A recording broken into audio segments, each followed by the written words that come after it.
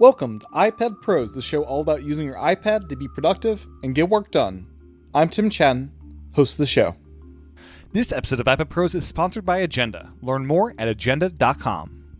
Why would I buy that when I can do this? Having two computers in one that functions effectively as a desktop. You got virtual memory, so you have the swapping, you have the ability to access really large files and have applications that can access and manipulate those really large files without a problem. You know, you can have something that you can draw on at the same time that you can, be watching something or typing something on your external display. It's making a much more compelling case for the iPad. It really used to bug me. You know, you'd see the commercials of what's a computer, you know, when they would do the iPad Pro commercials, and you'd have all these people that would sort of, goof on it and say, no, it's still just a glorified iPhone. It's just a really big iPhone. Well, you're not going to be able to say that anymore. Welcome back to another episode of iPad Pros. The iPad OS 16 beta is now a couple weeks old, and in this episode, we will be sharing our experiences with the beta so far. Brian Baggett of the Infinite Loopback podcast was at the top of my list to hear from, as he is one of the few people I know that does have the Apple Studio display, and I was super curious to hear what is it like using the iPad Pro with a 5K external display. So we dive into what that experience is like and much more in this episode. A quick reminder that this episode is sponsored by Agenda. Learn more at www.agenda.com and download it today for free in the App Store. I'll have more to share about Agenda a bit later in this episode. For now, go out and download Agenda for free in the App Store to get started. My thanks again to Agenda for sponsoring this episode. With that, here's my interview with Brian. Enjoy. Welcome to the podcast, Brian. It's good having you back, and it's an exciting time for iPad users as yourself. Indeed, it is. I am so over the moon about iOS 16. This is the release we've we finally are getting after so long, and yes. I'm thrilled about it. So I want to have you on especially because you're one of the few people I know that has a fancy 5K external display. This is the new one from Apple, of all things. There's not many 5K displays. There's the Ultrafine. I think the Apple one, and that's pretty much it as far as the options. Yeah. And one of the reasons I went ahead and did this is because I had the 5K iMac from 2015 for the longest time, and I love that. The display, there was nothing else like it. And I had bought a 4K back in, I think, 2019 to try out, and I was using that with like my Mac Mini and things like that, and it just wasn't quite the same. You didn't get the display scaling, the colors weren't as vibrant, and I hated it. I used it, but I really didn't like it. So when the Studio display came out, as soon as the keynote was over, I was on my iPhone. I was hitting order right away. And I really haven't regretted it. I know as we're recording this, I'm using an external camera on it because that is the one thing that is really terrible about the Studio display is that built-in camera is awful. So yes. Yeah, that's the bad part of it. If you're an iPad user, I guess you can't use that camera, which I guess that's fine, but it would be nice if they updated the firmware to let them talk now that iPad and I would have to think that that's going to be a thing. I mean, you have to think that's coming at some point. It would just be silly not to, especially since they acknowledge that the camera is such a hot mess, the Studio display. But otherwise, it's been perfect. And now with the external display support in iOS 16, this has been like the compelling reason for me to try out the beta. It's unbelievable to have that Mac-like experience, for lack of a better word. Being able to use the iPad Pro as an iPad. You can draw, you can do all the things you would want to do, but still be able to go and surf the web or use any of your other applications on a 5K monitor and have it be a completely distinct, separate experience it's been mind-blowing. I mean, just taking up the entire monitor and not being a mirror of your iPad anymore has been just something that is, we take it for granted. It seems so simple, who cares about that? But it's been a game changer. I mean, I have more memory and storage in my iPad Pro than I have in my Mac Mini, which has I think 8 gigs of RAM. I have 16 in the iPad Pro. I have 2 terabytes on the iPad Pro. It's opened up an entire new world. Yeah, it's kind of wild, and we'll talk about, I think, a little bit later, the rumors of the 14-inch, but it's kind of, the monitor situation has me like, when do I upgrade this 12.9 XDR, and when do I instead just invest in a better display?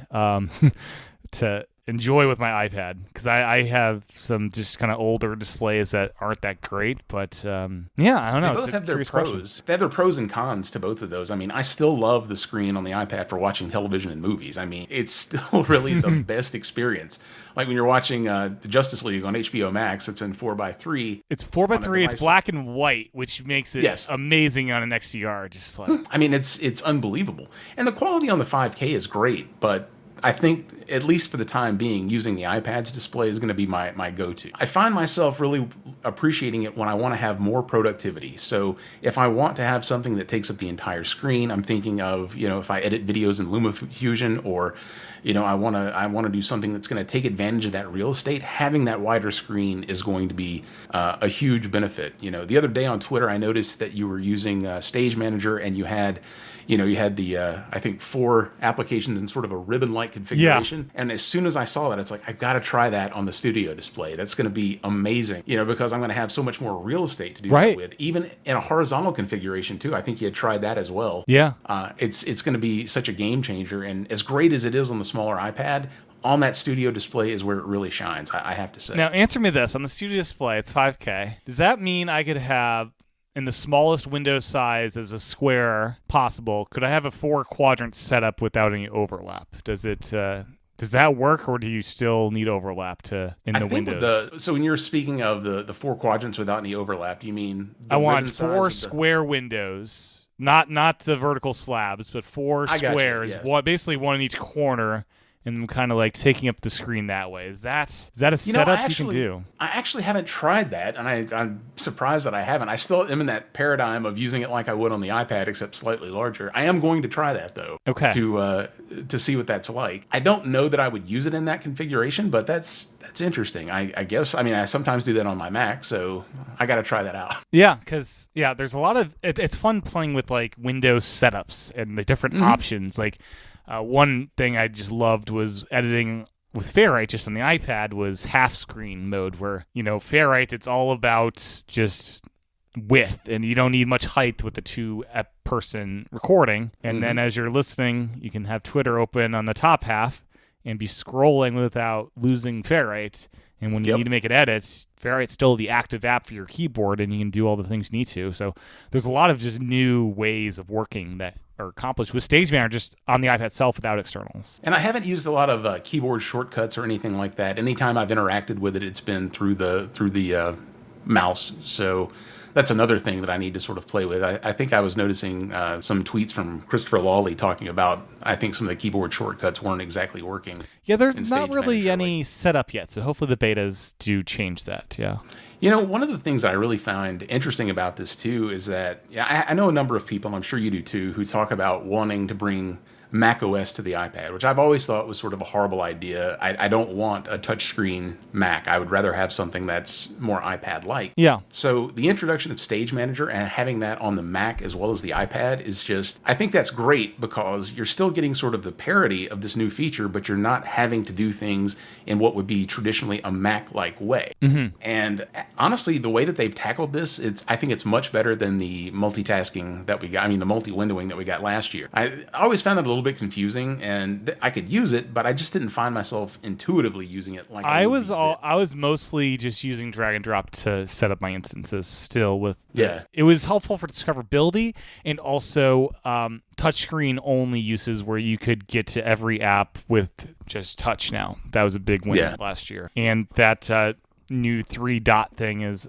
especially useful with Stage Manager, as very logical, moving windows to the other screen, things like that. Yeah, but it's nice that I'm going to learn how to do something on the iPad, and then that is automatically going to translate over to being able to do it on the Mac as well. So once you've got it mastered on one device, you've got it mastered on both. Yeah, exactly. And it was interesting hearing the interviews from Apple's VP staff about this, that like there were 2 teams kind of working on the same problem and kind of met in the middle with Stage Manager. It's kind of interesting that they were looking at something like this for the Mac, and I guess there was like a prototype found from like the early 2000s of something very similar that Apple worked up, and we finally have it. Yeah.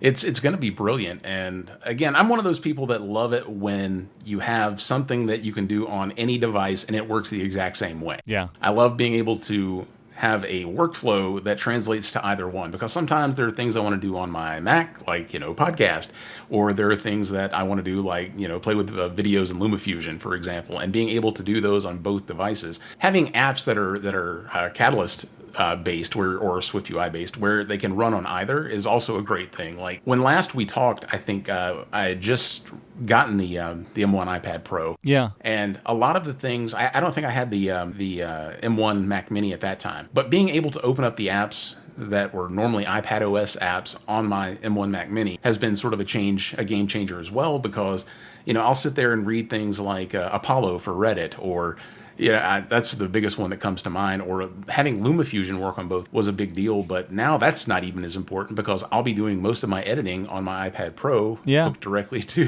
the studio display. So I'm really, really excited about that.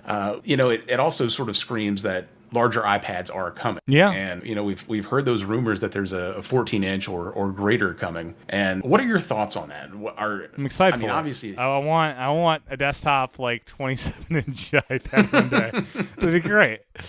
I'm of two minds on that, because there are times when I'm using the iPad just as an iPad that 12.9 is kind of heavy. If I'm laying in bed trying to read a book and struggling not to drop the thing on my face, if I'm reading something, it gets a little... The larger it gets, the more incentive you have to buy a smaller iPad to go along with it. Which is exactly what I've done. I've got an iPad Air 5th generation that, hopefully will be here within the next 2 to 3 weeks. And that was going to be the one that I played with the betas on. Yeah. Because I didn't want to use my primary for that, but it got the better of me. And, within a couple hours of it being released, it was on my primary iPad. But I see a lot of people that are upset that some of these features, like Stage Manager, are only coming to the M1 iPads, which basically limits it to the iPad Air 5th generation or the latest iPad Pro, both 11 and 12.9. Yeah. But I don't think that it's some sort of marketing thing. I don't think they're just trying to push M1 iPads. I think if they could put this and have it work the way that they expect, they would put it on all of them, because they're really only limiting it to 2 models of iPad. Yeah, it's crazy. Currently. It's kind of wild the A12Z didn't make the cut even. It'd be weird if only the higher storage capacity model of A12Z can do it, which had more RAM. But it makes sense with just doing it with M1. And then you would have to explain, if you only have 1 terabyte or whatever, you can't do this. Or it's crazy. But the virtual memory, of course, is what's making all of this possible. And because basically an individual app can now have 16 gigabytes of RAM all by itself, thanks to that. Did you ever think you would see the day that would be something you could do on an iPad? It's kind of wild, because you have 32 gigs with the higher end capacities now, and I'm so curious about the M2. If we'll have a configuration for RAM now, or if they'll do the thing they did this gen of linking it to storage, and we get 24 gigabytes of RAM if you get the 2 terabyte model, 16 for 1 terabyte, and 8 for the other capacity. I wonder how they'll do it. It's curious. I think you're onto something there. I think that's exactly how it's going to be when they introduce the M2. Because if you think about what they did with the M1, didn't the M1s max out at 16 or something? Yeah, 16. If you get 1 or 2, you get 16 gigabytes of RAM. So I'm curious, but now that they're talking about RAM, virtual memory, and they're talking about RAM more and more, I wonder if it'll actually be a custom config like Macs. I don't know if that will eventually come to iPad. I'm going to predict in the near term we're probably not going to see that, but I do think you're going to be able to do more with 8 gig on an iPad than you would 8 gig on a Mac Mini. One thing, great. I don't think we're ever seeing that little dialog box I've seen on the M1 MacBook Air in our house all too often, and sadly seeing this all too often. It's rather frustrating for tech support. Too much memory is being taken. You gotta close stuff. It's like, come on, Apple. I was just about to say that on this 8 gig Mac Mini that I'm recording this on, I get I'm using some third-party app, I can't remember which, and I get the memory full. Would you like to free up some RAM? I get that all the time, and I hate it. I don't see us having that problem on the iPad. I think partially because we're not allowed to run things in the background as a service like we do on the Mac. So, I have Creative Cloud and a ton of other things open that I'm not going to do on an iPad. So I think even with 8 gigs, you could probably get a lot more mileage on a mobile first OS. At least that's what I'm hoping. But I'm just wanting to see something like Premiere or one of those actually show up on the iPad and be able to use it just like I have on the desktop. Be able to access all of that memory. I'm just Now we're actually going to get some desktop, enterprise class apps. And LumaFusion already has done their update that addresses extra RAM, I believe, which is why it won't automatically force close and export in the background if you leave the app. I don't think you can leave it there in the background for an hour to export, but for a quick hot second or minute or whatever to go check something and come back to it, it'll be fine now. And I think that's gonna radically change how we're used to interfacing with iPad OS apps. The whole memory where you can't really force quit an app like you can on the Mac. It goes into that frozen state. I guess we're not necessarily going to see that anymore. I'm really, there's not a lot of info on how that exactly is going to work because we don't really have any apps as a proof of concept that are out there yet that can really push this. I guess we won't until iOS 16, formally. Yeah, and I'm curious if virtual memory, does it just work out of the box, or do apps I don't think apps need to do anything. I think the OS just handles that stuff, right? I would guess that the OS would just handle it. I mean, it's one of those things you wouldn't want the developer to have to do anything special. Definitely not. And there would be such a high barrier to entry for most people for most developers, it wouldn't be worth their time. To have to go through. Yeah, because we have very few apps that take advantage of additional RAM. Like LumaFusion's, I think, maybe when the drawing apps, Procreate probably does this too for more layers, but very few apps take advantage of the RAM currently. And I just want to go back to external displays. Have you done much comparison 5K versus 4K and how much more usable screen space or window stuff you can see on the studio versus the 4K? I've done a couple of preliminary tests just to try it out, and basically the same sort of issue that I had with the Mac on 4K is what I have with the iPad, where things are scaled, but it's much tinier by default because you're not getting that default resolution like you would get, hooking into a 5K monitor. If I had unlimited funds, I would go get the LG one and I would do a test on the LG, the studio monitor, in my old 4K sitting next to me. I would love a Pro Display XDR to really get a 6K display. That's oh yes, I couldn't even afford the wheels on that one right now. So, but yeah, as I expected, it's not as good on the 4K as it is on the 5K, just because of the native resolution scaling that you get. So, diving into that a bit. So on the 4K, you're able to see just as much, just things are smaller to visualize. Is that right? Yeah, it's like hooking in your Mac to a 4K monitor, right? It still works just fine, but as my eyes get older, I'm sitting there squinting because it's not at the it's either really small or really large. Even when you sort of do the display scaling, it's not quite the same as having it on the 5K. Okay, and like have you? For the options on the 5K, there's like the more space and there are the display scaling options. Are you in the most extreme one, or what kind of setting are you on there? No, I normally I just keep it in the default one. I've tried the more and used it because if you do that on the studio display, it's kind of like when you hook it into a 4K, right? You get more, you can see more, but it's the smaller text. Yeah. On the iPad itself, it actually really shines when you do that because again, you can get more space. You have a higher what do you call it? Pixel density on the iPad Pro versus the studio monitor. So it actually doesn't look as bad. It looks actually better on the iPad than it does on the studio display. Interesting. Okay. Yeah, because I'd be curious to try that more space app, but yeah, it might be too small with how they handle it there. On the iPad, yeah, it's great. Someone did the math. I guess the 12.9 is now a roughly 15-inch iPad.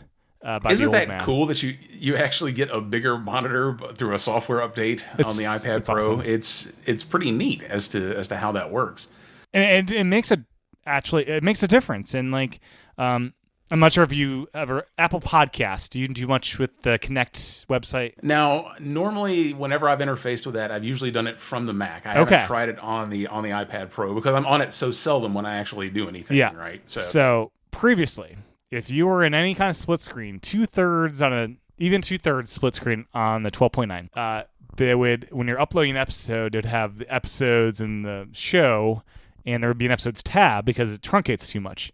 And you couldn't even click on it. You need to go entirely full screen to even get to the area of the website to upload. Now, with the more resolution, it's just not an issue. You can be in much smaller size classes, and it just works. So, and you have like sidebars that you don't need to scroll down like nearly as far. It's so noticeable. Like it's kind of crazy. See, I'm gonna have to try that now because I definitely wanna see that. Most of the time when I'm doing web-based stuff, if I'm on the iPad, again, it would be in a situation like that where there's not some corresponding app that I could use in its place. You know what I mean? Yeah. Which is also weird that they've never released an app and they make you still go through the website for that stuff. Oh, yeah. But But it is kind of, it's so weird. I'm still getting used to the fact that I can have you on my iPad with the full screen FaceTime call, and on my external, I've got a bunch of notes and different windows. It feels like two machines in one almost. It's kind of wild. It really does. I think when you and I were talking last week on Twitter when it first came out, and that sort of inspired me to go ahead and try it on the iPad Pro.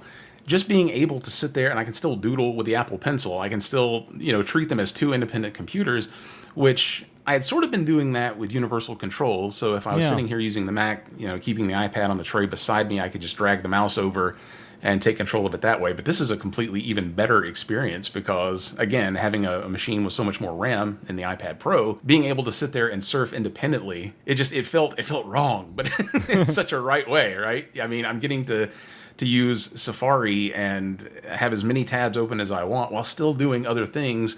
With the Magic Keyboard over here, it's I can't believe it's taken this long to do this, right? I mean, I don't know. I feel like I'm gushing over this, but it's going to be such a game changer for how I use this, because I'd been considering upgrading the Mac so that I had something with more memory, but it's like, well, now do I really need to do that? If I have 16 gigs in the iPad Pro, whenever I'm in front of the monitor, I could just plug into the iPad then and not have to use the Mac at all. So you have a 4K and a 5K. Is only the 5K plugged in now? Is that kind of the new? Yeah, I mean, that's normally by default. So with the number of inputs they have on the back, I suppose I could try to. Well, I was wondering if you have ever tried having the Mac plugged into like a 4K or 5K and then iPad plugged into 4K or 5K using universal control across the four monitors. That could be fun. I should try that. Yeah, that would be a neat thing to try, I guess. Turn the PC off completely and just use the Mac Mini on that one. Yeah. So what are the new features that you've played with that you've been the most impressed with? Obviously, Stage Manager is going to be probably one of the better ones. But have you tried any of the others yet? Well, during the opening of this call, we tried the live captions things, and I was super impressed with the accuracy of it. I think that's going to be super helpful for a lot of people. I'm not sure how often I'll use it, but it seems really cool and awesome, and pretty useful, I think. I want to touch on one more thing with the windows. Sure.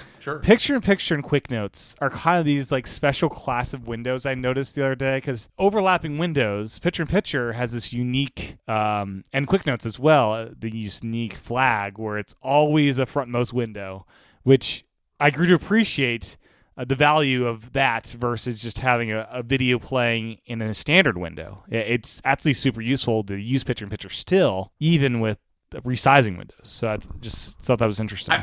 I wish I had done that I wish I had a spare Mac that I could play with the betas on to do that as well, because that's one of the advantages of being on the iPad Pro is whenever I'm watching something in a minimized state, it's always there. It's always, nothing ever gets in front of it. It's the way it needs to be. And seeing that work with Stage Manager, I noticed that you had tweeted that the other day, of being able to watch something, no matter what you're doing, it's still that little persistent window down there, which, again, is kind of nice. I haven't tried it. I know you and I had talked about FaceTime and using FaceTime on the studio display. Yeah. It still uses the camera on the iPad, so I couldn't really test to see if that was something that would be the same way. Right. But that would be a neat thing to test out, I guess. But again, I couldn't initiate it from the studio display, so I guess it's kind of a moot point. But having those where they're in the foreground is kind of neat. I don't find myself using Quick Note as much as I thought I would, but Picture-in-Picture all the time. Yeah, so the same. I use Quick Note occasionally, and yeah, it's kind of weird. Last year we thought, oh, maybe they'll do a Quick Note for everybody, but they had different plans. Yeah. The deleting messages and having like a recently deleted messages thing is just super nice as a thing. I have not been one to accidentally delete messages, but I've been to tech support and having to tell people that they're gone. Unless you want to restore your phone and probably still not get them back. Yeah. Well, it makes sense too. Like you can do that with photos. So yeah. And something. Oh yeah. That's the thing in photos, and that's nice there as well. Something that I think I'm gonna start to use quite a bit is the shortcut for extracting background or extracting the subject of a photo, which is just really cool. That was one of the first things I played with when I installed iPad OS 16. I would go and I think, my wife obviously is not running any of the betas, but while she was at work, I could go in and pull out pictures of us and then stick them in a text message, and she would get them on her phone as if I had done the whole, meticulously cut them all out. Yeah. It is Apple doesn't get a lot of credit when it comes to things like machine learning and AI. I know that with what we've had experiences with when it comes to things like Siri is that they sort of get rightfully dinged that, hey, it's not as good as, their competitors. But this is something where they have done a pretty phenomenal job. I mean, if you notice when you pull things out, even fine textures like hair and whatnot, it does a really good job of pulling those things over. So that's something that has made me very happy. Just touch a subject, drag it over, and it absolutely works every single time. It's neat. And for somebody like me who uses Telegram a lot, used to, if you wanted to make your own custom stickers, that was sort of a problem. You had to go through and do the tricks in Photoshop for removing a subject. Now you can just take a picture, drag it over to the window, boom, instant sticker. So I love that. But, one of the things that I'm excited about that's also sort of silly is the weather app. So I was a big dark sky fan, still am. Yeah. And it's saved me lots of times when it's, hey, rain is about to start, and very soon you better, do whatever you have to do. I set that up on the iPad. The notifications work the exact same as they do in Dark Sky today, so I can finally ditch that off my phone when that finally ships. And I love that so much. And it had been such a niche app for those of us that used it. And now that it's coming to the general populace on the Mac, on iPad, on iPhone, it's going to be a really big deal. And I don't normally get excited over weather apps, but I think I can finally let Carrot Weather go because this is what I was waiting for ever since Apple acquired Dark Sky. I don't know if you've set it up yet, but it's phenomenal. Yeah, I love their notifications, like rain stopping in 5 minutes. It's like, this is nice, yeah. But yeah, the complications from Carrot are just so great in the watch. That's the thing that'll probably have me stick around longer than usual because they're just so good. It's so customizable. They are. Yeah. But I've got so many software as a service subscriptions right now that it's killing me. I have to let something go, and that may be the one thing that I let go. And it's not a slamming, it's Carrot. I've loved Carrot. It's actually a great app. But the big selling point for me was I could use it on the iPad, and now I don't need that so much anymore. Have you done much playback of audio through the Apple Studio when you're hooked up to stuff? It sounds just as good as you... Yeah, I mean, it sounds just as good as a Mac. You wouldn't know that you don't have a Mac attached at the time, so that's been pretty good. Yeah, and then I guess for volume control, you just either on the external keyboard or you attach the iPad for that, right? Most of the time when I've played with it on the Studio Display, I still have the Magic Keyboard on there, so doing any of the sort of keyboard things that you would do for volume, it still works the exact same way. Yeah. Which is nice because that's the way you would expect it to work if you were using a Mac. Right. But I do have my Bluetooth keyboard that does the, can do multiple devices at once, which is something the Apple standard keyboard cannot, the 1.4. So, being able to flip back and forth with a button press, and they honor the same buttons that the Apple keyboard does. So it has like a brightness one or you get the picture. Does the brightest one control the Studio Display or just the iPad's main screen? I want to say that it did both. Gosh, that was a week ago. Yeah, I should have. Because I'm testing it now with, and when I press it changes my iPad screen, but I have the third-party monitor, so of course it doesn't do anything there. But I'd be curious if it actually affects that. I will follow up and find out. I'd be really surprised if it didn't. If not now, before the final version ships, I would be very surprised if that wasn't the case. Particularly with Apple's own hardware, you would expect. Yeah. If it could control anything, it would do that. Yeah, and something that I've talked about before. I did a iPad Ponderings kind of Patreon thing, and something that I talked about there is the fact that PS Remote Play, it's a fully split screen support app, which also means when you put it on the external, it takes up the full 16:9, and playing PS5 through the iPad on external, that's a really cool experience. It's kind of nice having like a game guide or whatever on the right if you needed here's a farming guide for these different resources and Dark Souls, here's different places to go for that, and then you have the game on the other screen. That's wonderful. To be able to do that. And I need to try that with the Xbox cloud gaming app as well. One of the things that I really need is Xbox. Is it? Do you do that through Safari for the cloud gaming? You still have to do it through Safari. I just want to check on that. Yeah. However, even in iOS 15, that works amazingly well. So when I have some health issues and I have to do dialysis, and one of the things to kill the time when I'm there has been I'd play Halo or something like that while I'm sitting there. And even for something that's over a third-party Wi-Fi where it's not always that great, it works really, really well for something that's in the browser. One of the things that I think I'm going to do here, just for grins and giggles, is hook up a USB-C to Ethernet, see if I can get that going, and then do this as well, probably through my OWC hub, be able to also share the display and still, an Ethernet. The Thunderbolt hub I have has the Ethernet. I think you have the same one I do, maybe. Yeah, so that'll be a neat thing to see. Though honestly, most of the time I haven't. In the room that I'm recording now, I'm just behind the PC over here. I have a Ubiquiti access point, so yeah, I still do 5 gigahertz just fine in the same room. Does cloud gaming support Rumble yet? Is that a thing they've figured out? That is a great question. I don't recall the controller doing any sort of shaking when I'm playing things, but I get so into it that I haven't noticed. If I fire up the PS one, I should try that and see if it actually does it. Most of the time when I'm doing the gaming, I know it supports either controller, and as of iOS 16, it'll also support the Switch controller, which is going to be kind of a cool thing as well. Yeah. Most of the time, I'm still using my Xbox controller just so I don't have to, pair multiple controllers to the device. I really need to do more with the PS one. I know in the past when I had done it on my 5K iMac over Ethernet, it worked really, really well. But again, that wasn't a dedicated app that I was using, so I need to try that. I have so many games that I've purchased for the PS5 that I just haven't gotten around to yet. That, so it's a lot of play right now. Fire that up. It's a lot of play right now. Well, it's a terrible first world problem to have, but having the Xbox, the Switch, and the PS5, I'm constantly switching between them depending on what I'm in the mood to play. But I have so many choices that sometimes it's overwhelming, and you get stuck in one game and you just want to play that for a while and you neglect the others. So Windows setups. What are your favorite ways to work now that you can work this way, as far as window configurations and app combos and things like that? Most of the time when I'm doing something like if I'm trying out Stage Manager, what I like to do is the apps that I use the most often are Telegram, Twitter, and Safari. Yeah. So being able to browse the web, keep up with what's going on in the news, and chat with my friends. I should open up Discord because I do have a few groups that I keep in touch with through that as well.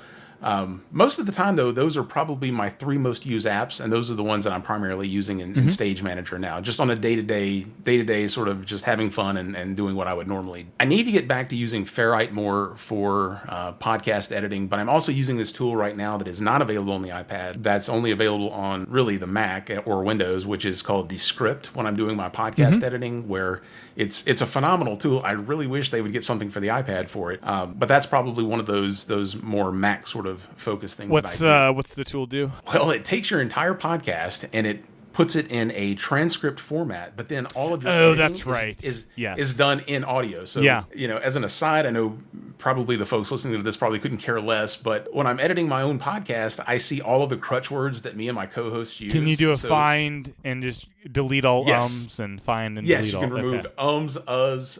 In mass, you don't need to go by one by one. You just find all and delete. Now, it's not always perfect. Right. Sometimes you get sort of a jump cut in between. It gets you a rough starting point to work from. Yes. I mean, sometimes you'll leave them in because it sounds better. You can even, this is the coolest part, you can read a library of words and create an AI version of your voice. So if you need to generate, sort of like they did on The Mandalorian with Luke Skywalker, you could actually go in and record, you can generate yourself talking without ever having said a word. It's a pricey little tool, but my goodness, is it fun to use. I have on one occasion at least lost my side of audio and had to reenact me asking questions before. That is one of the most hard things to do. It's not the same. Let me ask you, was it because on your external device, or it's because of the SD recording, you had maybe a bad SD card or something, or what happened? I forget what the situation was. I don't know. It might have been a bad cable or something. That's always my fear with external devices that are using SD cards to record things. As someone who is recording things, I've only lost one. I have lost a single. It was not a super mission critical thing, but I did lose something, and it's the SD card went bad. It's a 5-year-old SD card. But overall, I feel that external hardware is more reliable than software, which can crash.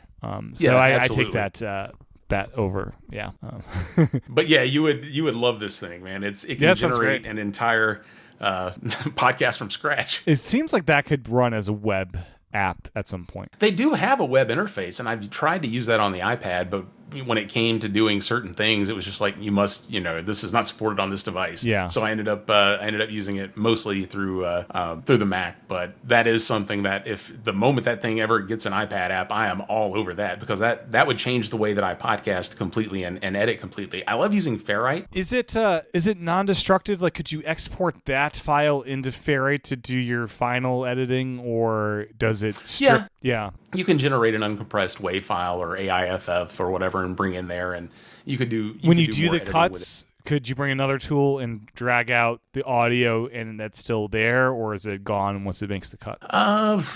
I believe you can just export... I believe when you export it, it has all of the cuts in there. So you can still go in and fine-tune it, right? So you could take it in a third-party editor, which I use a thing... Either I use Ferrite, which Ferrite has some really great features that Descript doesn't have, like, syncing up the audio and removing the dead space in between. Yep. And some of the noise suppression is top-notch in Ferrite. So I'm usually not able to use just one program for everything. I'm sort of a perfectionist. Yeah. So I'll edit the raw audio either on Ferrite or Hindenburg on the Mac, and then use Descript to really clean everything up. Yeah. But, I really wish, that's still one of my gripes. I think we talked about this the last time I was on the show, is that I really wish the developer of Ferrite would put some more things into, the sort of the plugin space, or allow it to run as a third-party app. I mean, as a Catalyst app on the Mac would be a great thing, too. He's looking into that. I think he wants to do it right, though. Well, now that we have the external display support, it won't really matter, because I can just hook my iPad into the studio display. I get that much wider landscape to work with. Yeah. And, I can just do that all day long. Yeah, it's funny, at least for like 2-person episodes, the iPad screen seems perfect for editing a podcast, because I really don't need like a 27-inch width for my podcast. I don't know what it is about. And it's nice being able to touch it every now and then and do stuff that way as well.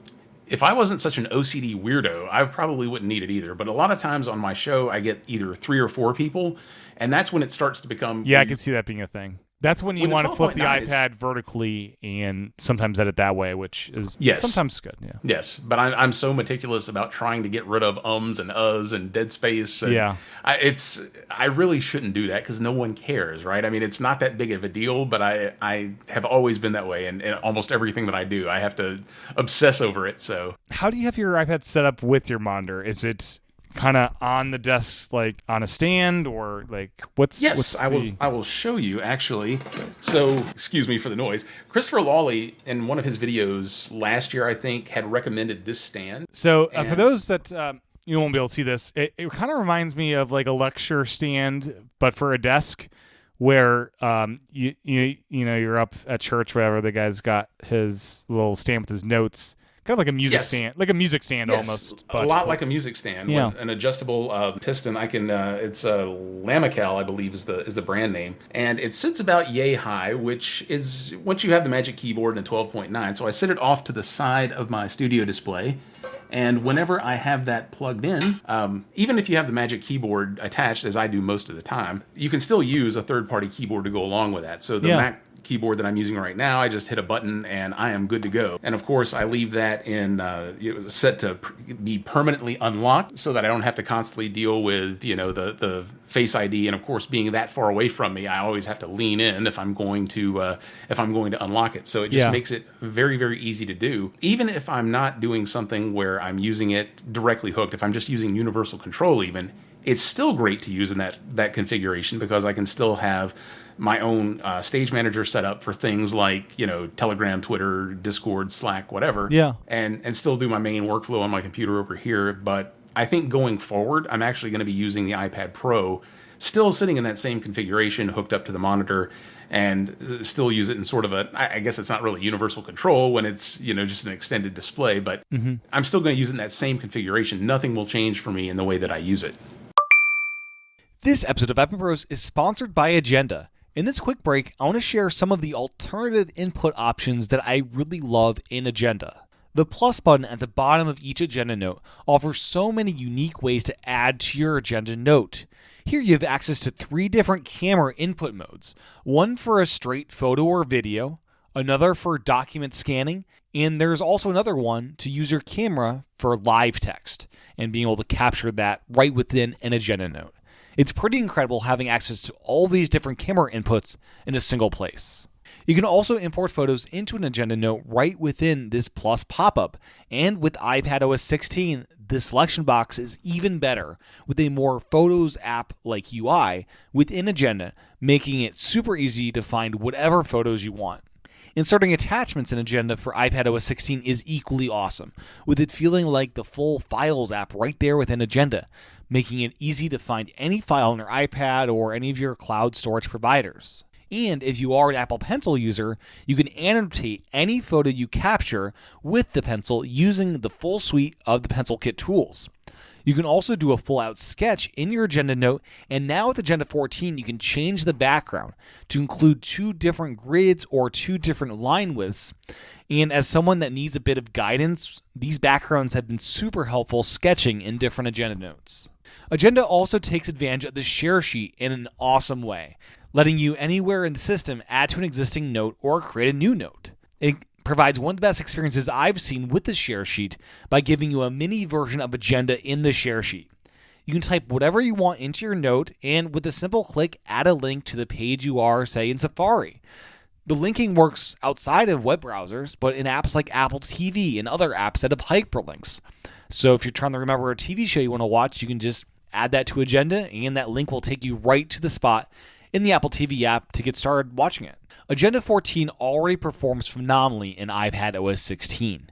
The app feels right at home in the new Stage Manager, with it fully supporting all of the different size classes now possible on the iPad with external displays. And with the new More Space setting in the Settings app, that sidebar in Agenda shows so much more content. The app really does feel right at home on iPadOS 16, whether you're working on the iPad in the traditional mode or in the new overlapping Windows mode. Agenda is free for everyone to use, and their free version is awesome, and it doesn't bug you to pay for the premium version. It really is a great experience if all you want is the free app. If you do decide you want those extra premium features, which are great and I can't imagine living without, their pricing model is great. When you upgrade to get premium Agenda features, you aren't signing up for a yearly subscription plan. You get to keep every premium feature that is released in the next 12 months, and only if Agenda delivers new premium features you think are worth paying for, do you have to pay again. The developers are constantly working on making you happy as a premium customer to earn your business again and again. If you do decide you want a simple subscription so you don't need to remember to sign up for premium next year, there is also now that option that gives you a discount over the standard premium upgrade price.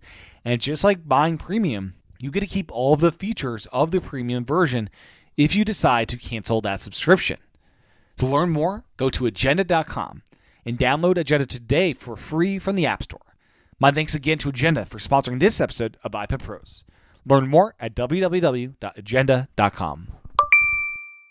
Do you find yourself using just a single stage versus multiple stages within Stage Manager? Right now, with what I'm doing on an average day with a computer, I find myself just using a single stage, right? I don't really need having 4 sets of apps, as it were. Yeah. As things change for me, as I eventually I have some surgery that I'm supposed to do sometime this year, and then I should return to work next year. I'll be able to. I could see a situation where I have a work stage and a personal stage set up, where I'm able to do have my Outlook or have any of the other tools that I'm on a daily basis, Prompt or some of those, and one stage, and then the stuff that I just sort of piddle with on my free time in another stage.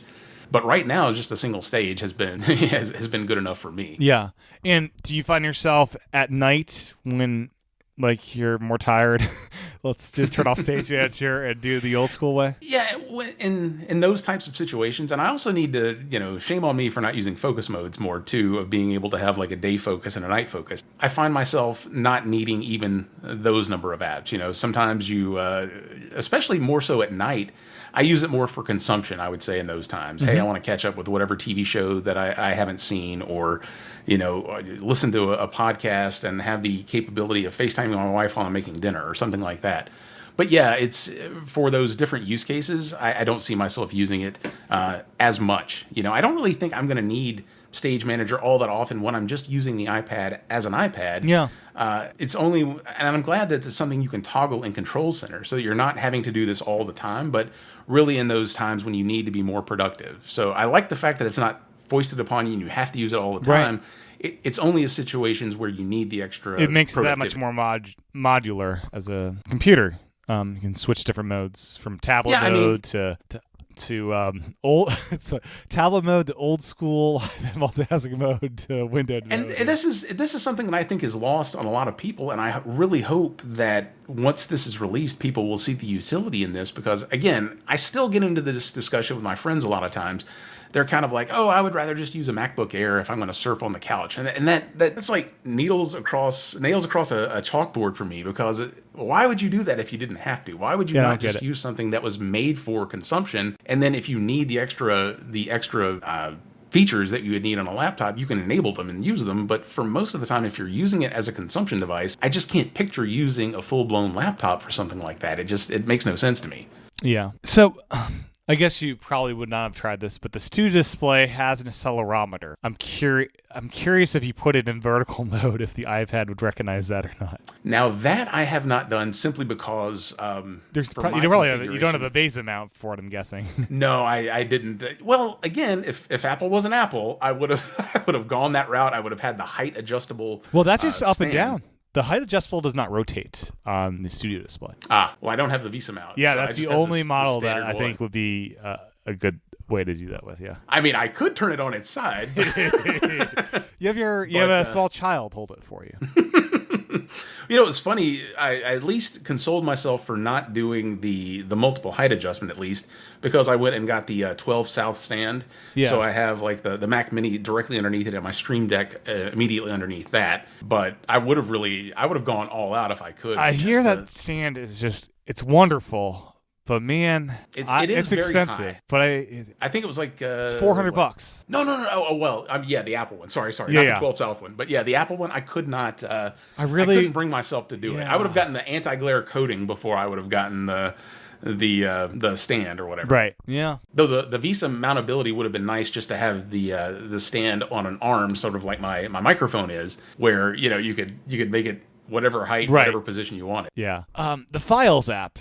How much closer is this to Finder? You use the Mac, and how close are we? This is a lot closer. So one of the things that I like about it is having the quick action. Most of what you had to do in iOS 15 was more or less with a share sheet, which is fine, but it has limitations. Yeah. And this is a lot better. Being able to change the file extensions seems like something that's really silly. Yeah. And I don't see myself doing it very often, but having the capability of doing it is nice. And when you do that, it also will change the type of app that you may use as the default app for opening it, right? So if you have a PNG, you're going to use Preview. If you're using, you change it to a PDF or something like that. Not that you would, but if you did, it would try to open it with a different app. Yeah.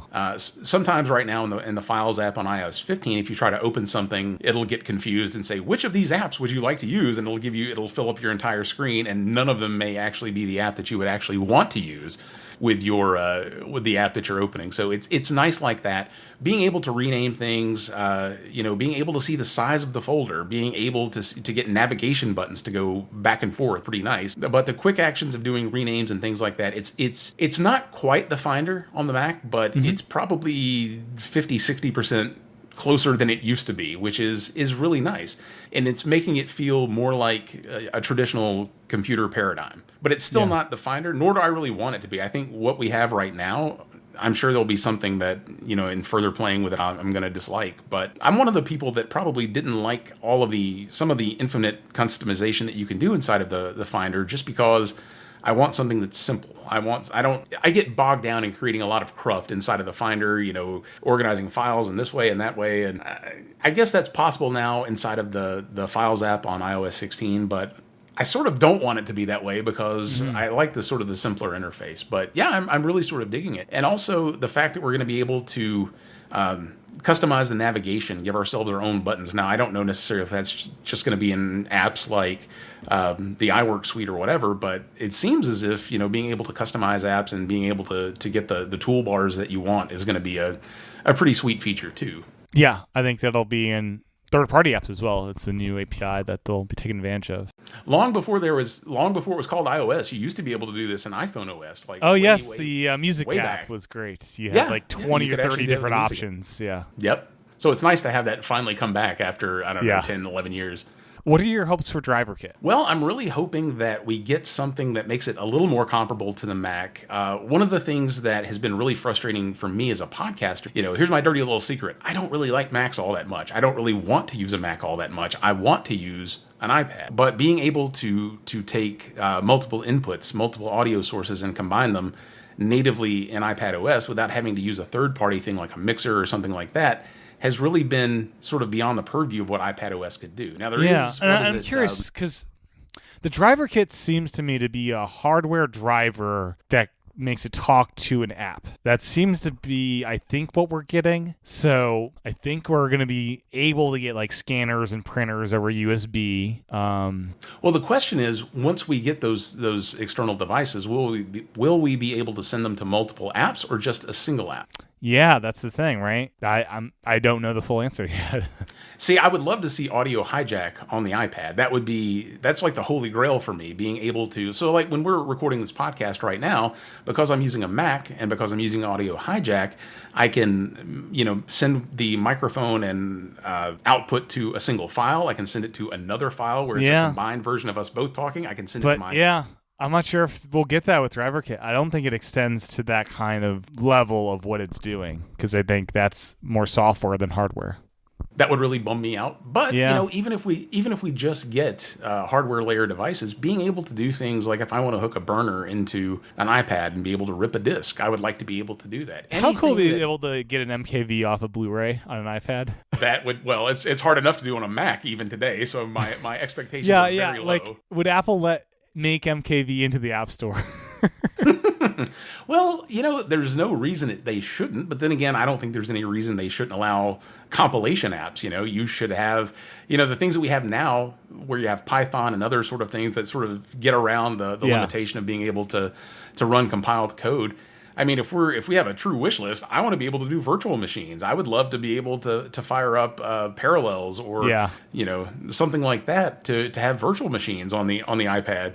But even if we're just limited to hardware, I think that's fine. I think the third-party hardware support has been a little bit janky in iPad OS in the past. It'd be cool to have HDMI capture from Elgato or something like that. It's funny you mentioned that, because where is that? I have it sitting around here somewhere. I do have one of those Elgato capture cards that are done over HDMI via HD60S. I had planned on doing some game streaming through it as well. Being able to use that on an iPad would be just great. Yeah, it's less like mission with PS5 and Xbox doing the game capture on device these days.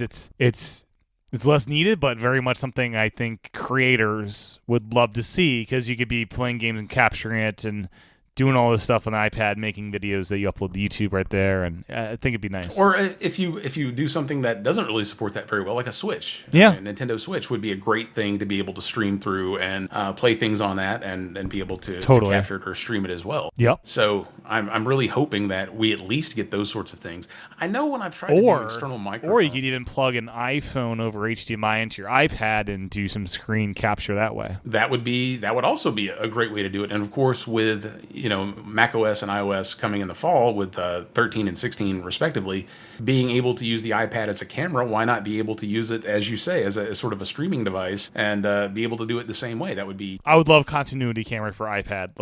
That'd be great. I really want that as well. I want to be able to use maybe able to use the studio display camera if I choose. Yes. On the iPad, use that on the studio display monitor as well. So I'm hoping we get that.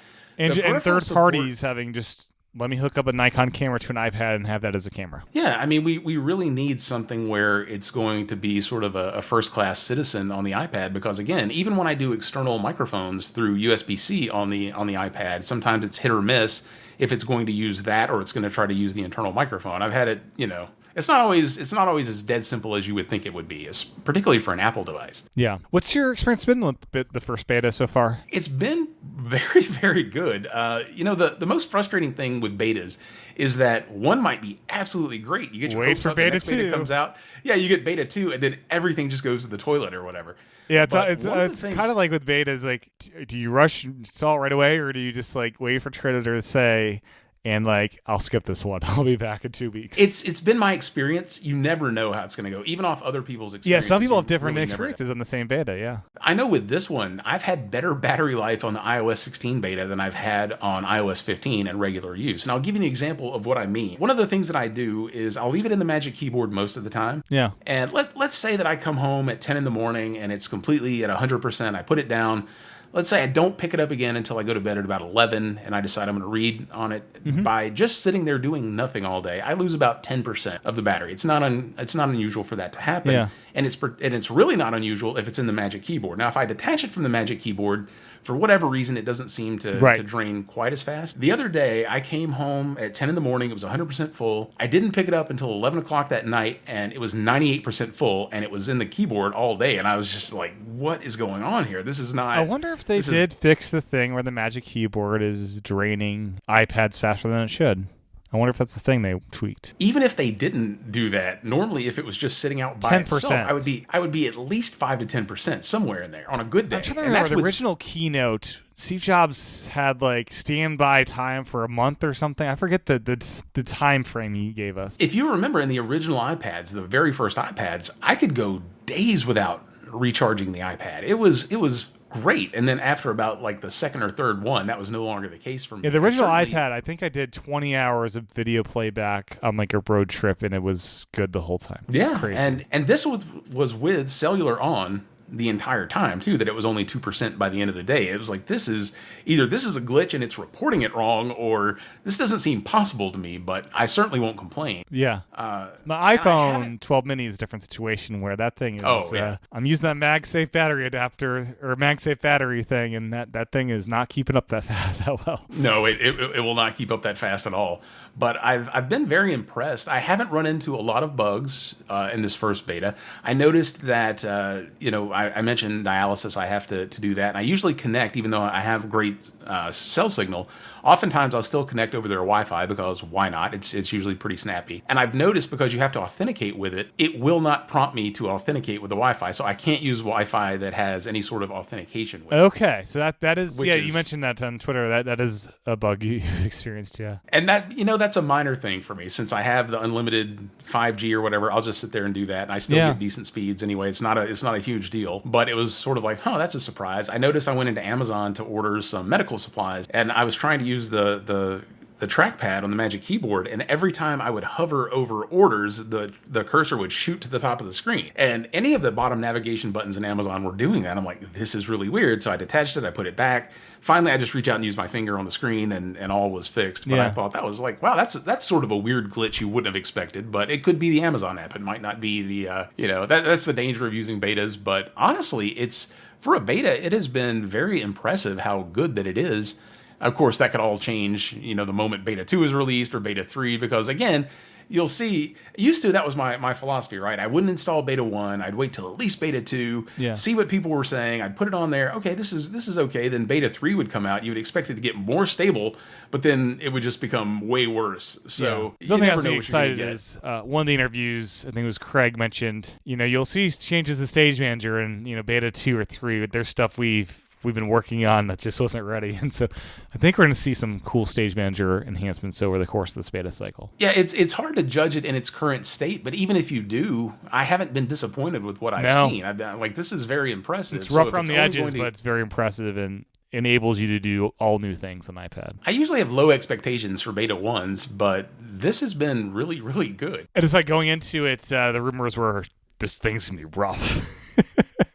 There was talk that the first beta may not even be ready for WWDC, but when this was, that was the scuttlebutt prior to last week. But they really, again, whenever something's developed in Cupertino, it's different when it's hardware because there's so many third parties that they can't control, but they can keep a pretty tight lid on the stuff that's going on in Cupertino. And I've been really happy with this. Like, I can't wait for Beta 2 to come out. Yeah. It's been so good that I actually have considered putting it on my phone, but since I depend on that, I'm a little more hesitant to try it. Just do it. Just travel with an external battery if you need to. Well, I do travel with a 10,000 what do you call it? I've gone totally blank. The Anchor one. Yeah, sure. One of those huge power bricks. So I always have one of those on me. Yep. So I can charge the iPad, I can charge my phone. You're all set then. That's all you need, yeah. I'm just afraid calls won't work or something like that, because you see those things pipe up every once in a while of, for whatever reason, this isn't working. Right? It's like, that's a pretty big one. Well, yeah, I'm not putting a beta on that one, So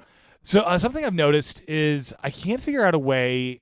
So in split screen apps and full screen apps, you can tap the top of the window and it'll scroll you all the way top to the Twitter timeline or whatever text thing you're in. I don't think that's in the Windows in Stage Manager. I don't think there's a way, if there's a huge long scrolling list, to get back to the top. I don't think so yet, but that's one of those things that I would expect to see fixed, pretty soon. Yeah.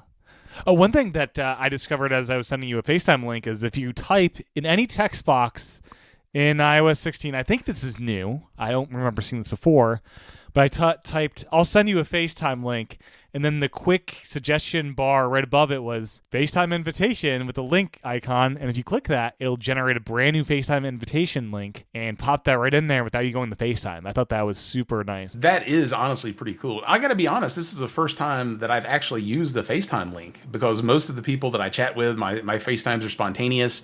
So I don't normally worry about it, because I'm not using it like, we're going to meet at this time or something like that. But I don't see why I couldn't at this point, because that was really neat. You sent me a screenshot of that. It's like, I can't believe that it does that. But again, that's one of those things that you would expect to work. Sort of like in the calendar app, if you say, now or something, I want to do this on this date, and it figures out, hey, do you mean you want to create an invite for this date or one of those? So I'm glad to see it works like that. Yeah. No, it's been a great week. I can't believe it's been a week already with this OS, and it's solid. I'm really waiting for beta 2. It's like, where is it? Bring it on. I can't wait two or 3 week cycle for betas? Yeah, it's usually, it could be longer than that depending on, because normally the way things work is that we usually get 4 or 5 over the course of the summer before the final one releases with the new iPhone. We had 8, I thought, last year. There was a lot last year compared to what it normally was. It was like at least 6 or 7 or something. It's like, this is not usual. This is not normal. Yeah. But, I really am sort of excited about the collaboration link. I don't know how often I'm going to use that, and that's one of the things. Yeah, I wasn't sure. Like your podcast that you do, is that something you think you'll use for that? Well, it depends on which apps they share for that. So, we already use. To some extent, we already use an Apple-based thing for all of our sharing. Yeah, like Notes. How different will this be versus Notes? I think you'll see more live interactions and stuff. Maybe I'm not quite sure how much more advanced it is than the current Notes implementation. I'm gonna have to get my buddies together that are running the beta just to see what this is like, because I don't think it's in there yet. I can't find the sharing of Safari tabs, for instance. I'm not sure that stuff's in beta 1. Oh, okay. That was also something too. It's like weird. That's weird, sharing how do you collaborate with Safari tabs? That could be interesting in a podcast. You could see where people are looking. Like if your show notes are instead a Safari tab group, and as you go through it, you close out the tab and you can see what tab people are in, and that could work for a news-based show, I think. Or if you're referencing something that, maybe you didn't put a link in the show notes, you had something you wanted to share with the group, you could do that and say, hey, here's the Safari tab for what I'm and I also love shortcuts. You can set up shortcuts to create Safari tab groups now, which is that's great.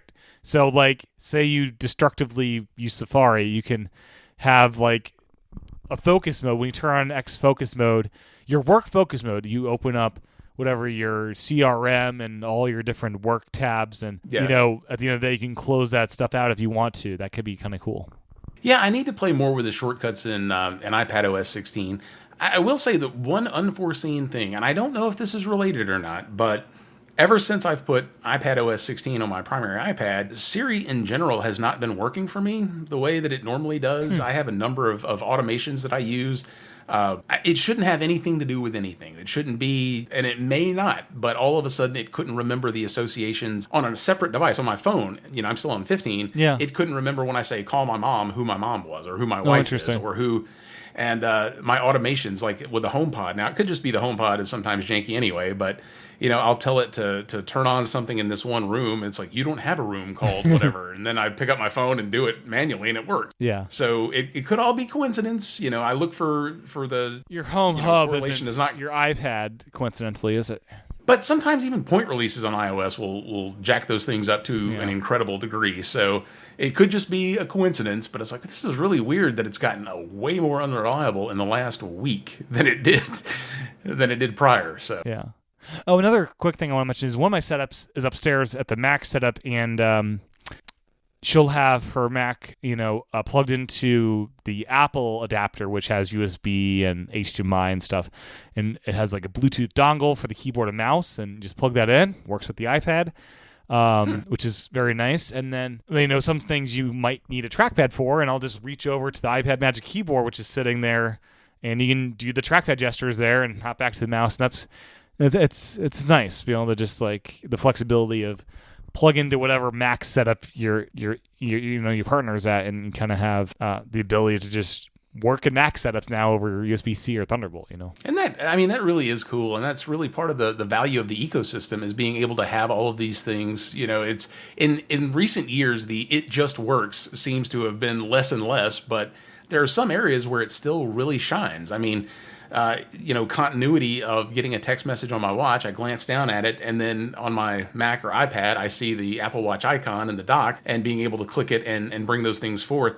That's just another example of how some of that actual interconnectivity, does actually still work. And it does make working in that ecosystem a lot easier than having some sort of convoluted setup. Like, I don't understand people who have like an iPad and an Android phone or a Windows right. desktop or whatever. Like, you can do it, but why would you when you have access to something so much better that's it's just seamless? You don't even have to think about it in half these cases to make it work. It just does. Yeah. The back of the studio display, you get some ports back there? You do. As a matter of fact, if you'll excuse me for a moment, I will just take my external camera off here. Whoops. And you can see. So you get 3 external USB-C ports, and then your output to the iPad there. And then, does that also have a headphone jack? I forget. I believe that it does, but I never use it because I'm a Bluetooth guy. Huh. Yeah, I believe it does. Is it the other side? I was almost sure that it actually had that. But again, I never use it. I'm AirPods or AirPods Max all the way. In fact, normally, I'm using my AirPods while I record this. I would have the Max on, but they were upstairs, and I was too lazy to go get it. But yeah, that's kind of nice. Like with the studio display, I mean, most people would probably not need a Thunderbolt dock in that case. That is your Thunderbolt dock. It has all. Well, you'd be surprised how quickly you run out of ports, even with the ones on the back of there. Yeah, I guess it doesn't have Ethernet, so you need an adapter for that if you want to use Ethernet. The docks are still nice for all the extra ports, and you have USB-A natively on docks a lot of the times and stuff like that. Yeah, but one of the things that really I find frustrating that I'm going to have to go through and do, I do have a number of adapters that I bought off of Amazon that convert USB-A to USB-C. So I know that sounds like a weird thing to do, but I have a lot more USB-C ports now than I do USB-A. Absolutely, so I'm trying to use all USB-C at this point. I would love to get off that completely because my microphone is USB-C on one end and USB-A on the other. My Stream Deck, USB-A. So if there's ever a situation where I can change out the cord for a device and make it USB-C on both ends, I absolutely do it every single time. Oh, interesting. Yeah, I'll swap out cables to do like mini USB to USB-C, so it'll no adapters needed, just like a cable that has the adapter built in to go to USB-C. And then something I needed at some point to fix is I have an Anchor hub plugged into my Thunderbolt hub because the Anchor hub has HDMI as an output, so I have a hub plugged into a hub because my Thunderbolt hub doesn't have HDMI out. It's just all USB-Cs back there. Plus I think mine is the same way. I think mine is just USB-C only. You only have one Thunderbolt port on the studio display, and that's for the output to the iPad, right? Yeah, or the So it's all USB-C. So it doesn't support Thunderbolt devices, which a hub would. No. The one Thunderbolt cable does. So there is one Thunderbolt port. The rest are just USB-C. Oh, so you have two. So you have 2 USB-C and 1 Thunderbolt, is that right? Yeah. And then it's Thunderbolt 4 as well. Okay. It's interesting because Thunderbolt's handy, I guess, for external hard drives mainly, and then things are just more reliable over Thunderbolt connection to the device itself. I've found it's great having the iPad plugged into a Thunderbolt hub because that means even the USB-C and SD cards are just that much more reliable and quick. Yeah, and now that I've gone down that path, I don't want to go back. And I've got an SD card really I use all the time on my hub, and that's super fast. And so if I win eventually, many years from now, maybe get that studio display, I'll probably still use the sub for stuff. Oh, again, I still have mine plugged in back there for the same purpose, just for the additional USB-C ports and being able to switch things between the iPad and the Mac. Any peripheral that not really the only peripherals I have are usually hard drives. I guess so you have the hub. So so your iPad is plugged into. Trying to get this. If I did get this monitor, the hub would be plugged into. Would the display be plugged into the hub and the hub plugged into the iPad, or you can do it that way? Yeah. Oftentimes when I'm doing this, if I don't need the external devices, I usually won't go to the trouble of hooking in the hub. Most of the time, I just go from the Thunderbolt on the back of the Studio display directly into the iPad Pro. But since they both support Thunderbolt 4, I can take the monitor, go directly into the Thunderbolt hub, and then iPad around it. Okay. Yeah. I just get worried introducing the hub if I don't have to use the hub. You know what I mean? It's it is much simpler just having the hub and the monitor plugged into it, and just that's the only thing everything's going through. Yeah, but it can become convoluted really quickly. I also wonder if we'll get display link drivers for iPad with DriverKit, if that's going to be an option. On the Mac, you have these things that make M1 Macs able to work with two monitors in a kind of weird way. I don't know if that'll happen for iPad now. I wonder if that would be like the next iPad Pro that comes out. It still feels really weird that we've had this iPad for a year and it's only now it's actually starting to live up to its potential. It's still the flagship iPod. Yes. Yeah, the M1 stuff is. Yeah, I'm very glad now, in retrospect, I sold my A12Z iPad Pro like less than a year after I got it for a good price and did that upgrade. I feel much less silly now about that. Yeah, because this has a much longer life left in it. I mean, I'm sure at some point later this year, early 2023, we'll get the M2 iPads. Yeah, what do you think? So we don't know about the iPad itself, but M2, we're still stuck with the single monitor output on an M2 iPad or Mac, so presumably the iPad as well, so you won't get dual displays out of that. I'm not so sure the chip is going to be that exciting for iPad. I mean, it'll be faster, but I think 24 gigs of RAM should be nice, but yeah. I mean, that would be nice, but it'll be the same sort of situation that sort of iOS 15 was for the iPad Pro. What's using 24 gigs? Yeah, I mean, if you don't have anything that's using it, do you really need it? And that's coming from a guy who loves to upgrade absolutely everything. Yeah.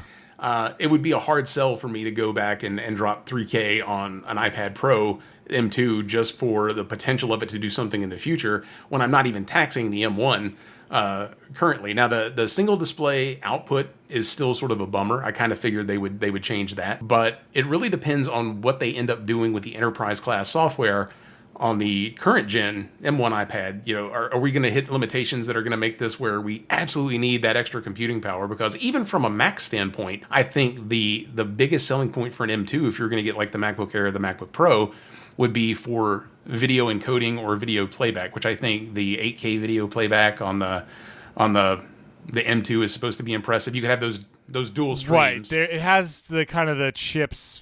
Yeah, it's got native decoding for like ProRes and stuff. Which on the iPad Pro, I don't really see that being a thing until we get something like I know Adobe is working on Premiere for the iPad, so maybe if you're doing LumaFusion can edit that stuff, I'm pretty sure, and you can capture ProRes on an iPhone. The newer ones. I guess that's true. And then getting all of that over there is still sort of a pain in the butt. You got to airdrop it still, right? Yeah. Yeah, you have to airdrop because you don't have USB-C. You don't have Thunderbolt on an iPhone yet. It's funny. People say Lightning is such a slow connector. That Apple could make it a faster connector because on the second generation iPad Pros with Lightning, it was USB 3 spec, not 2, so they can do it. I don't know why the iPhone can't, but... Yeah, I don't know why they haven't just fixed that. That seems like a silly thing. I mean, I guess at some point we're going to see USB-C on the iPhone, and hopefully that goes away. But having to even rely on AirDrop... Now, AirDrop's pretty good. I mean, it's But for a 10 gigabyte file, it'll take some time. Yeah, it's still going to take some time, but...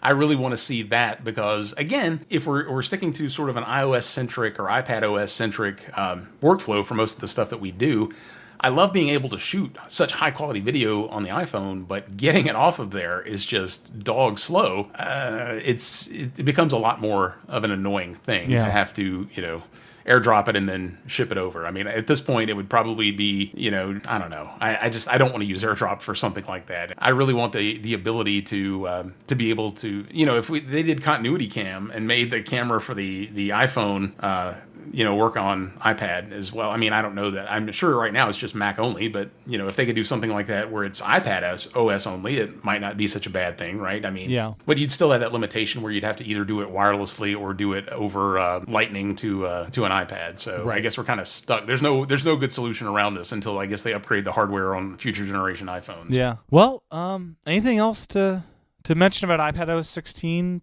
That they'd like to before we wrap it up? No, I think we've pretty much covered everything. I'm dying to get further betas. I want to see how this is going to go. Yes. Yes. I am really disappointed that the lock screen customizations did not come to the iPad like they are on the iPhone. That's really disappointing. It is, yeah. Because I really wanted those types of capabilities. Again, I haven't even played around with it. If I put a picture on the home screen, does it do the fancy thing? It does do that. So yes, I haven't played around with that. And you don't even have to take something in portrait mode. You can take something you grab off the internet or just a standard photo. Okay. Yeah, because the settings app doesn't show you photos like it does on the iPhone. It kind of doesn't point you in that direction. So you can do it. You just need to kind of seek it out. No, wait a minute. On the iPad? No, I don't think the iPad okay, does it. That's what I was asking. Sorry, yep. My bad. Okay. I got confused as to what you were asking. No, yeah. No, they really threw it in as an afterthought. I mean, aside from the new font for the lock screen, I don't think we got any of the improvements on iPad OS, which is a complete bummer. Though one of the iPad-centric features moving to iOS is at least, we're going to be able to unlock our phones in landscape mode instead of portrait mode, which that's one of the best features on the iPad that we've had forever. Yeah. And that's a relatively recent thing, right? 2018. I think okay, 2018. All right. Yeah, something I just want to mention too, it kind of feels like external display support, it feels like we have two computers in one. Currently, with Stage Manager, it kind of feels like they're two separate instances. Like you have your stages, your iPad screen, you have your stages, your for your external screen. You almost said it. And you have the same dock, but your external doesn't have any app icons or widgets. I'd love if you could have a setup there that's kind of unique for your external. It's interesting because and you can drag windows across, but it's kind of difficult currently. Hopefully that improves. Yeah, it's not a great experience, but I bet you that's going to be better. Be fixed in the beta. Yeah, I think it'll be better. For sure. At this point, again, what I want to see is the iPad make the Mac sort of obsolete. I want to see it be something like, why would I buy that when I can do this? Having two computers in one that functions effectively as a desktop. You got virtual memory, so you have the swapping. You have the ability to access really large files and have applications that can access and manipulate those really large files without a problem. You can have something that you can draw on at the same time that you can, be watching something or typing something on your external display. It's making a much more compelling case for the iPad. It really used to bug me. You'd see the commercials of what's a computer, when they would do the iPad Pro commercials. Yeah. And you'd have all these people that would sort of, goof on it and say, no, it's still just a glorified iPhone. It's just a really big iPhone. Well, you're not going to be able to say that anymore. And that, to me, is the most exciting thing. When I travel, I don't want to take a full-blown Mac. I want to be able to take something that's, cellular. Mm-hmm. That, again, you don't have that option on a Mac right now, which is sort of frustrating, but something that I can actually do cellular or Wi-Fi if I want to, something that I can use as a consumption device or a creation device or a work device. Yeah. Now. I've been doing it as a work device before and I had no problems with it, but again, my use case is kind of unusual compared to a lot of people, but really the barrier between, this being a quote unquote real computer and a mobile only device has really been blurred, and I can't be more excited for this. Like, if this is what we're getting in iOS 16, I can't imagine what 17 is going to bring, because most of the complaints that we've had with the iPad look like they're being solved. All of the unfinished outstanding business is being addressed finally. Yeah. I'd love to have someone that is big in the Swift playgrounds that has iPad OS 16 share that experience of testing writing your code on the external monitor while testing the actual app on the iPad screen. That must be a cool experience, I would think, because before you had to leave Swift Playgrounds, test your app, go back to Swift Playgrounds. Now I think you can just do that all in a nice setup. I wouldn't see why not, right? I mean, and this also brings us closer to getting Xcode on the iPad at some point. Yeah. Now that we have virtual memory, and we can run something that has a huge size. Of course, they would have to be okay with you doing something other than just sort of interpreted language. Actual code compilation would be something they have to get past. But I have a feeling those walls are coming down pretty quickly. You can't argue that we don't have the memory anymore. You can't argue that we don't have the processor anymore. There's really nothing stopping them from doing it other than the artificial limitation they've already imposed. Yeah. So I can't wait for this. This is the most exciting device to me. And again, whenever I have friends that are all about the Mac, I don't get it, right? You have this device that does infinitely more and somehow still a little bit less than a Mac, but it's a much more interesting device to be able to do these things, and more so than I can't draw on a Mac. I can't use cellular on a Mac. I can't. I don't know. It's a better consumption device, and it's working its way to being a better creation device, and that leaves me very, very excited for what this holds in store. Yeah, and something I don't think we've mentioned, using the iPad in tablet mode now with Stage Manager, having two apps horizontally is great. Like, the apps feel nice and big on 12.9. I'm not sure on the 11, but 12.9, you're holding it vertically. You have two apps, one on top of another, one taking the top half, one taking the bottom half. That is such a great experience doing that. Like, it's wonderful. I couldn't agree more. And, we mentioned the potential for a 14-inch iPad that's supposed to be rumored. There was a rumor that I saw today, I think it was on Mac Rumors, that said that such an iPad is not rumored to have the ProMotion. Or the XDR screen. Or the XDR. So which we know that they can do both of those because the 14-inch MacBook Pro does both of those. Mm-hmm. So it's curious. So is that an iPad Air 14-inch? That is a possibility. I can't imagine them having something that's a Pro laptop. I mean, a Pro iPad. We have it on the 12.9. You go even larger, you're going to be asking people to spend presumably more than what they would on the 12.9. Well, if it's an Air, it could be priced the same as a 12.9-inch Pro, perhaps. Yes. It'd be interesting because we have two sizes of Pros. Would be weird too. And it'd be weird. It'll be weird, though, if at the beginning at least, when the Pro is smaller than the Air, which...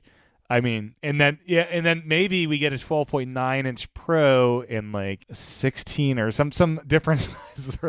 I don't know it'll be interesting to see how it shakes out. I'm really hoping that for any of the larger iPads they do like that, they keep them with the Pro designation and the Pro features that we've come to expect. Yeah. I think having a 14-inch iPad and calling it an Air would be sort of a weird thing, just because your typical iPad consumer, I don't know, I don't see them wanting to hold something that large in their hands. Well, yeah. There's the Air for consumers. Or, I think the Air could be dubbed a laptop replacement for many. It can, but if you look at the way the Air is today, the largest one that you get is what? 10? The only one it's like 11 inches, 10.9. 10.9. Yeah, so which is really a sweet spot. That used to be my favorite iPad size back when I had the 2017 iPad Pro. The 10.5-inch iPad Pro is phenomenal. That's a great size. And that's why I'm kind of excited about getting this 5th generation Air, just because it'll be nice. A lot of times when I fly, I like having a smaller iPad when I'm on the plane. Yeah.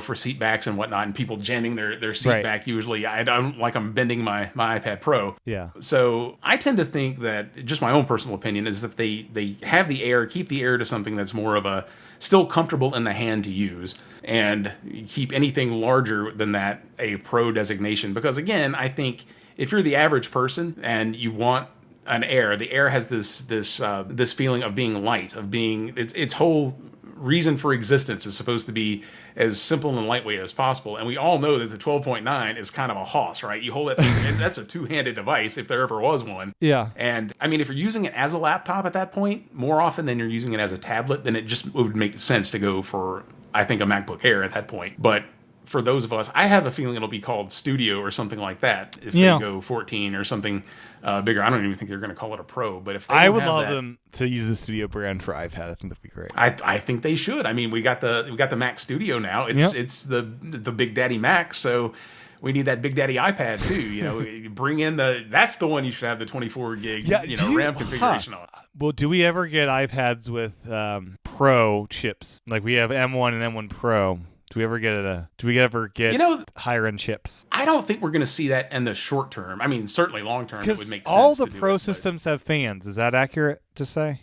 Anything that's not an M1 base has a fan. I think the Pros, you would have to have some sort of cooling on the Pros just because they're the dual architecture.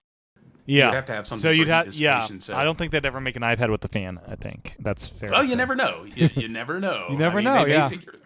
They may use that designation and still not have it be what comparable to the Mac, or maybe by the time they get to like an M3 or something, they've got it figured out where they could do it where it's lower power. Lower power would probably be the driver, but.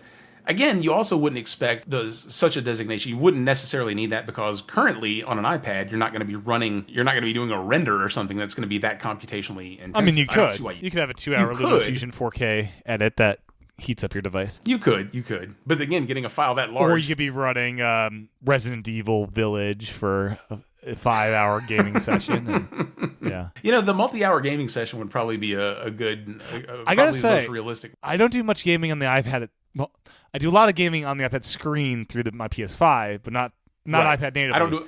I am excited for No Man's Same Sky because that seems like a great just zone out game that I don't really care if I'm on my PlayStation 4. Yeah, that could be fun. Agreed. Yeah, I'm the same way. I use the screen because the screen's phenomenal, but I haven't used a lot of the games that are in the App Store, which is funny because as an Apple One subscriber, I get access to Apple Arcade, and I have a ton of games that are loaded on there. I just never find myself compelled to go and use those when I have an Xbox and a PS5. I guess it's just not the same. Yeah, I don't get my PlayStation trophies on on my iPad. That's also a good point too. You don't get those achievement unlocked sort of things if you're doing it on iOS. So it's sort of a no-go. But the screen can't be beat. So you definitely want to do the remote play on regardless of the platform on both of them. Yes. Yeah.